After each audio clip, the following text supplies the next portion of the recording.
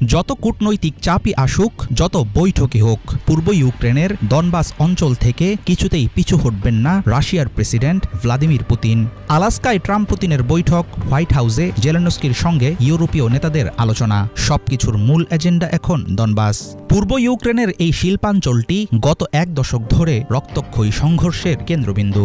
যুদ্ধবিরতি নিয়ে সাম্প্রতিক নানা প্রচেষ্টার মধ্যে মস্কো সাফ বুঝিয়ে দিয়েছে দনবাস ছাড়া শান্তি আলোচনায় কোনো সমাধান হবে না। কিন্তু কেন এই অঞ্চলটিকে নিজের দখলে রাখতে মরিয়া হয়ে উঠেছে রাশিয়া? দোনেস্ক ও লুহানস্ক মিলে গঠিত দনবাস অঞ্চল ছিল সোভিয়েত আমলে রুশ শিল্পশক্তির উল্লেখযোগ্য এক প্রতীক। কয়লা, ইস্পাত ও উর্বর কৃষিজমির ছড়াছড়ি থাকায় মস্কোর চোখে গোটা এলাকাটি ছিল সম্পদের ভাণ্ডার। সেই সাথে আজভ সাগরের উপকূল থেকে কৃষ্ণ সাগরের প্রবেশপথ এই অঞ্চলকে সামরিকভাবেও গুরুত্বপূর্ণ করে তুলেছে। 2014 সালে ক্রিমিয়া দখলের পর থেকেই পুতিন এখানে রুশপন্থী বিচ্ছিন্নতাবাদীদের উস্কে দিয়েছেন। তাদের আগ্রাসী অবস্থানের কারণে কয়েক বছরের মধ্যে বাস্তুচ্যুত হয় লাখো ইউক্রেনীয় জনগণ। ইতিমধ্যে কয়েক লাখ বাসিন্দাকে রুশ পাসপোর্ট দিয়ে পুরো দনবাসে রাশিয়ার দখলদারি পাকাপাকি করতে চাইছেন পুতিন। 2022 সালে ইউক্রেনের উপর পূর্ণমাত্রার আক্রমণ শুরুর আগে পুতিন ঘোষণা দিয়েছিলেন দনবাসে রুশভাষী জনগণ নাকি গণহত্যার শিকার। এর ভিত্তিতে লুহানস্ক ও দোনেস্কে স্বাধীন রাষ্ট্র হিসেবে স্বীকৃতি দেয় মস্কো। পাশাপাশি দ্রুত গণভোটের নাটক সাজিয়ে অঞ্চলটিকে যুক্ত করা হয় রাশিয়ার সঙ্গে। পুতিনের এই পদক্ষেপকে আন্তর্জাতিকভাবে অবৈধ ঘোষণা করা হয়েছিল।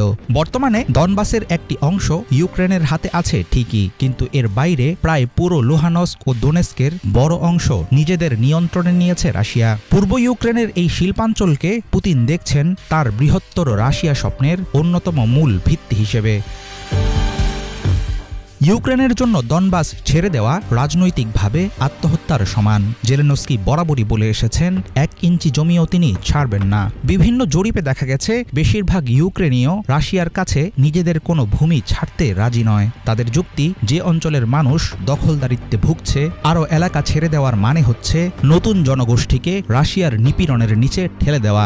দনবাস হারানোর অর্থ হবে মধ্য ইউক্রেনের বিস্তীর্ণ সমতল ভূমিকে পরবর্তী রুশ আক্রমণের মুখে উন্মুক্ত করে দেয়া। আন্তর্জাতিক আইন অনুযায়ী দনবাসের উপর রাশিয়ার কোনো বৈধ দাবি নেই। পুতিনের অবস্থান এ নিয়ে যতই অনড় হোক, আন্তর্জাতিক পর্যায়ে চাপ বাড়ছে রাশিয়ার উপর। তবে ট্রাম্পের মধ্যস্থতা, জেলেনস্কির কূটনৈতিক আপ্রাণ চেষ্টা কাজে আসবে না বলেই মনে করেন বিশ্লেষকরা। তাদের আশঙ্কা, দীর্ঘমেয়াদী শান্তি চুক্তির অংশ হিসেবে ইউক্রেন হয়তো দনবাসে রাশিয়ার বর্তমান নিয়ন্ত্রণ শেষ পর্যন্ত স্বীকার করতে বাধ্য হবে।